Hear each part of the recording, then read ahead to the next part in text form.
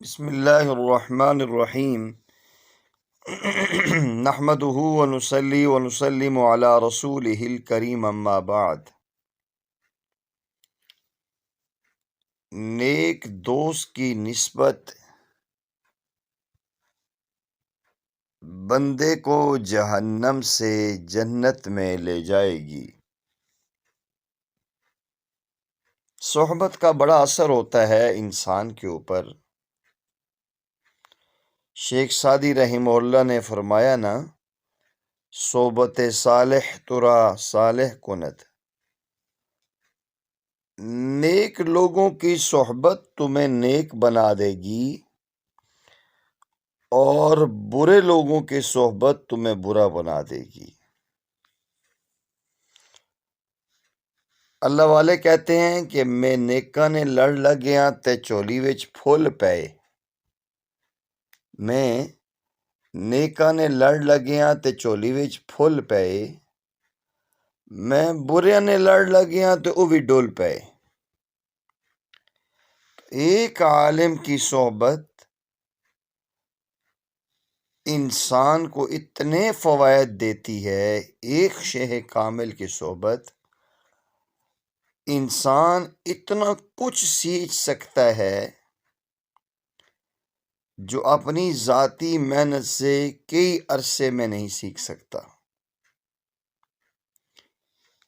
ایک عالم کی صحبت کے بڑے فوائد ہیں کہ انسان اس سے بہت کچھ دینی معلومات کے حوالے سے سیکھ کے انہیں اختیار کر کے صرف اپنا ہی نہیں انسانیت کا فائدہ پہنچا سکتا ہے۔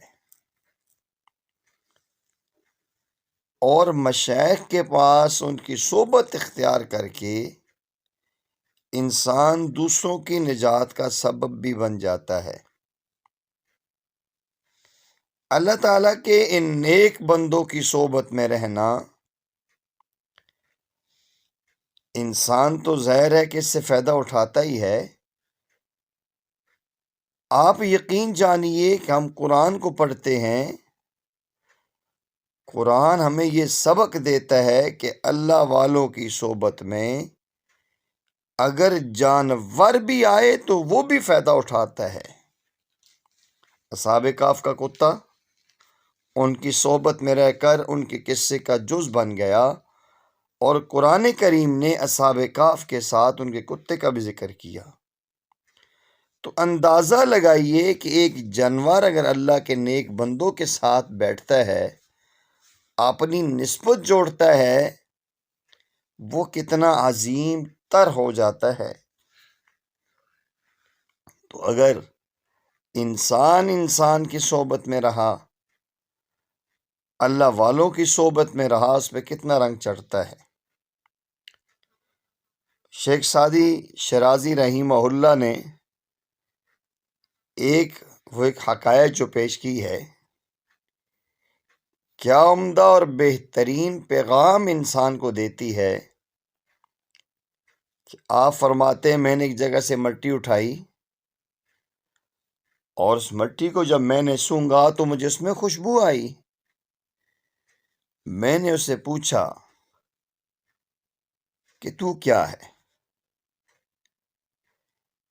تو مشک ہے، عنبر ہے۔ اس نے کہا ما انا الا التراب، میں نہیں ہوں مگر ایک مٹی ہوں۔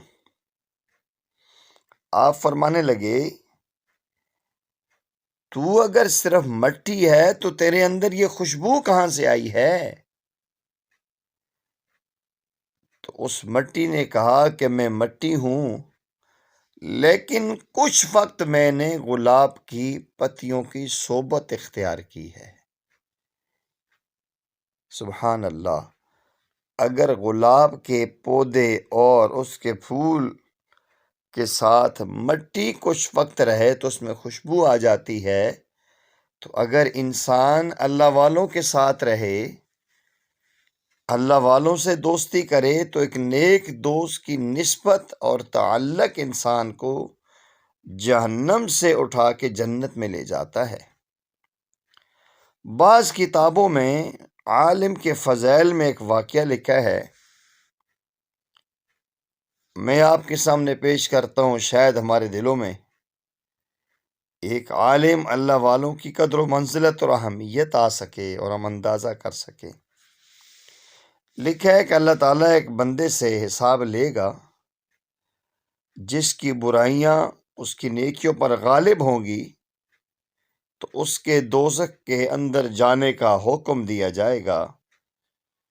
چنانچہ جب اس کو فرشتے دوزخ کی طرف لے جائیں گے تو اللہ جل جلالہ جبرائیل سے فرمائیں گے کہ میرے بندے سے پوچھو کیا وہ دنیا میں کسی عالم کی مجلس میں بیٹھا ہے، کسی اللہ والے کی صحبت اختیار کی ہے، تاکہ میں اس عالم کامل اللہ کے ولی کی سفارش سے اس کو بخش دوں۔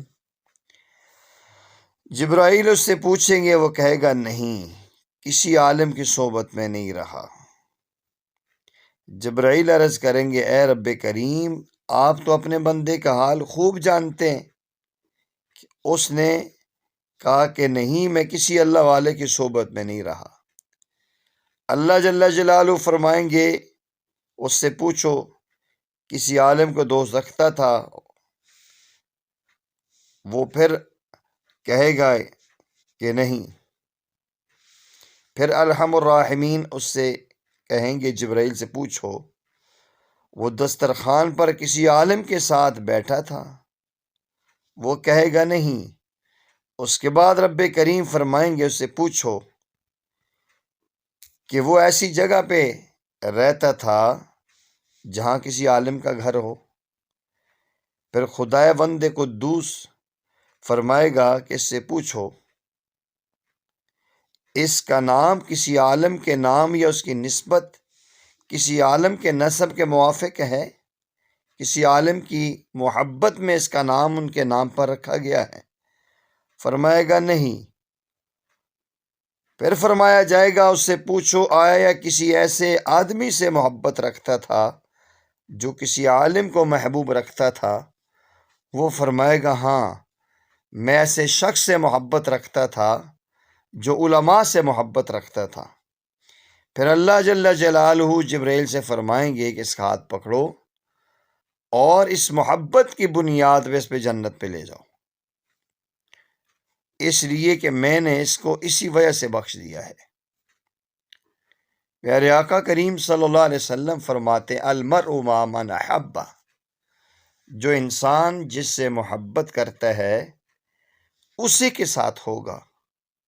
تو آج سے ہم جتنے یہاں بیٹھے ہیں مجلس میں، یہ طے کریں کہ انشاءاللہ ہم اللہ والوں سے، علماء سے، دین والوں سے، اہل ایمان سے محبت رکھتے ہیں، اور ایسے اللہ والوں اور نیک لوگوں کے ساتھ ہم اپنی نسبت رکھتے ہیں۔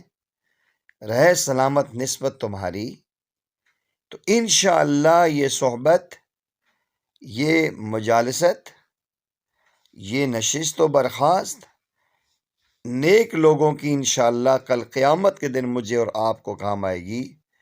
اللہ جل جلالہ ہمیں نیک لوگوں کی نسبت اور ان کی صحبت میں بیٹھ کے اپنی اصلاح کرنے کی توفیق عطا فرمائے۔ وآخر دعوانا ان الحمد للہ رب العالمین۔